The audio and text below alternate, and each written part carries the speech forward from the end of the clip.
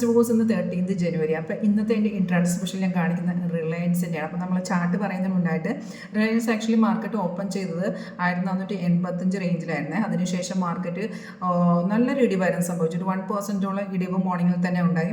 ഇപ്പം റൺ ചെയ്യുന്ന ലെവൽ എന്ന് പറയുമ്പോൾ ഒരു 55-60 റേഞ്ചിലാണ് മാർക്കറ്റ് ഇപ്പോൾ റൺ ചെയ്തുകൊണ്ടിരിക്കുന്നത്. അപ്പോൾ ഈ ഒരു സ്റ്റോക്കിൻ്റെ ഇതിൻ്റെ ഒരു വീഡിയോ ഞാൻ ചെയ്തൊരു വീഡിയോ ഇന്നത്തെ നമ്മുടെ യൂട്യൂബിൻ്റെ ചാനലിൽ ഇട്ടിട്ടുണ്ട്. അപ്പോൾ ഇത് നമ്മളൊരു ലാസ്റ്റ് 5 days നോക്കുകയാണെന്നുണ്ടെങ്കിൽ ഒരു 8%ഓളം ഇടിവാണ് ഈ ഒരു സ്റ്റോക്കിൽ ഉണ്ടായിരിക്കുന്നത്. പക്ഷേ ജനുവരി 16 വരുന്ന ആ ക്വാർട്ടർ റിസൾട്ടിന് ശേഷം മേ ബി ഇതിനകത്ത് ട്രെൻഡിന് ചേഞ്ചസ് വന്നേക്കാം. അപ്പോൾ ഞാൻ പറഞ്ഞ പോലെ ആ ഒരു ഇടിവ് നമ്മുടെ സോഫ്റ്റിൽ കറക്റ്റായിട്ട് കാണിച്ചിട്ടുണ്ടായിരുന്നു.